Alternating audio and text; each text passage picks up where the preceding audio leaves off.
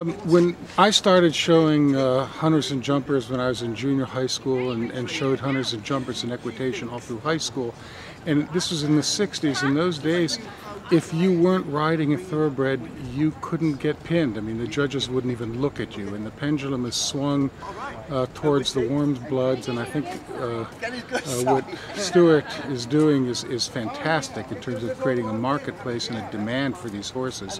One of the results that I think this is going to have, again going back into the situation in the 60s, was that if you had a good-looking sound horse that couldn't run, that wasn't very fast, there was a market for him. By creating a demand for thoroughbreds out of training and recreating that demand and that outlet where you can sell a horse, it does away with so much of the need for, quote, rescue, and in fact may incent owners and trainers, rather than having a horse that isn't very fast, that they can't get any money for, incenting them not to inject the joints and go again and grind, drop him down in class and grind a couple more races out of him and retire a sound horse. I think that would be a fantastic outcome from all of this.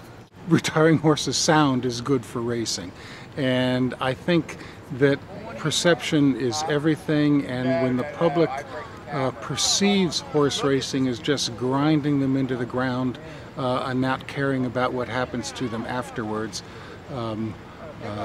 that's good for racing. And I think that by people owning thoroughbreds and competing with thoroughbreds and watching thoroughbreds in action, that increases interest in horse racing. I mean, I started out riding, my first horse was not a thoroughbred, but just because I was riding, I watched the Kentucky Derby, and it was carryback, and I was hooked.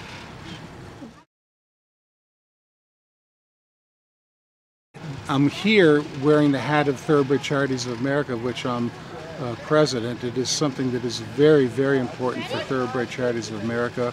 We're here with a booth. Aaron Crady's here asking questions, talking to people that are in aftercare activities, and we're one of the sponsors one of Stuart's sponsors, and I'm just so happy to be here and see it in person rather than just reading about it. It is fantastic. I've heard the comments several times from people, this is the first year, can you imagine what this will be like in 10 years? And it will be incredible in 10 years, and I urge anybody who did not attend this year to plan on attending next year. It's amazing.